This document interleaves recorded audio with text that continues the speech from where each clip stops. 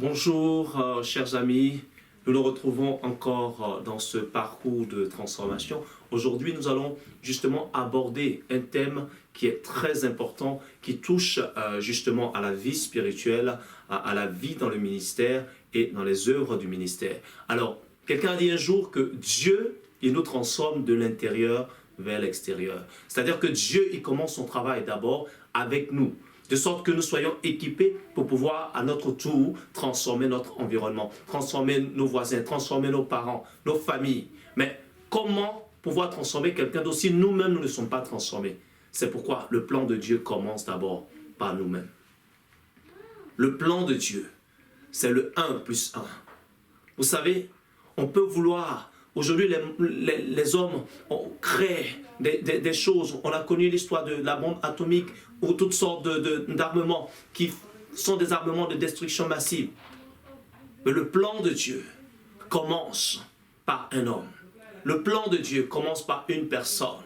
Oh, c'est pourquoi Jésus est venu dans la forme d'un bébé, né dans une crèche, à l'abri de tous les regards. La Bible dit qu'il n'y avait pas de place pour lui dans les hôtelleries, dans les endroits huppés. Et Jésus est venu dans un endroit reculé. Et là, le plan de salut de Dieu a déjà commencé. De sorte que la Bible dit, dans Jean 3,16, que Dieu a tant aimé le monde qu'il a donné son Fils unique, afin que quiconque croit en lui ne périsse point, mais qu'il ait la vie éternelle. Quiconque, ça veut dire que n'importe lequel des hommes ou des femmes, des jeunes, des vieux, des enfants, qui réalisent, oh justement, que sans Dieu, il est perdu. Sans Dieu, il est dans la désolation. Sans Dieu, il est à côté du projet de Dieu. Il réalise que Jésus est venu pour lui aussi. Et l'accepte dans son cœur. La Bible dit que Marie a emmailloté Jésus et l'a déposé dans une crèche, dans une mangeoire, dans un endroit sale.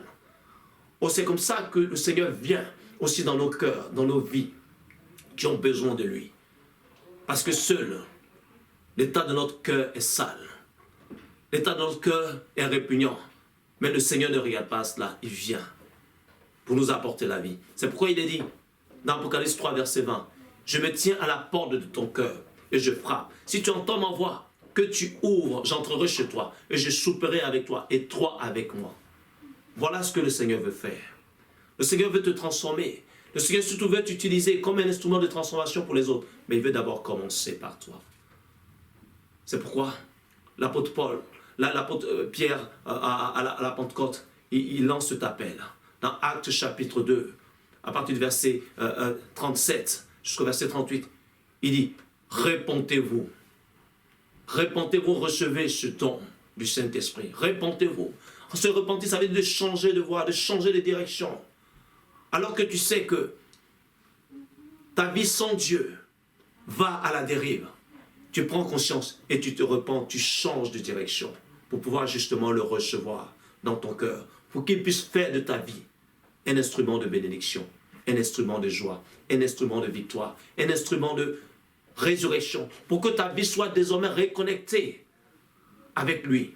La connexion que tu avais perdue au départ, pour que ta vie désormais retrouve son sens en lui. C'est cet appel que nous te lançons aujourd'hui.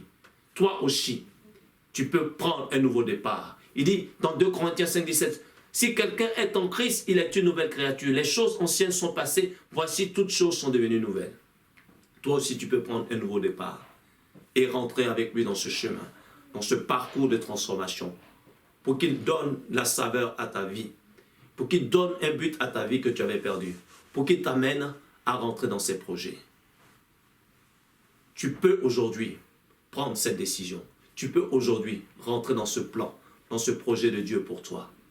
Dans Genèse 3, verset 16, lorsque nous lisons, nous voyons comment est-ce que la malédiction s'est abattue sur le monde à cause du péché.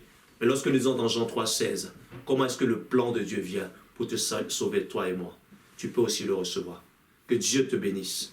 C'était le pasteur Franck, la maison de vie et de guérison. Sois béni et à très bientôt.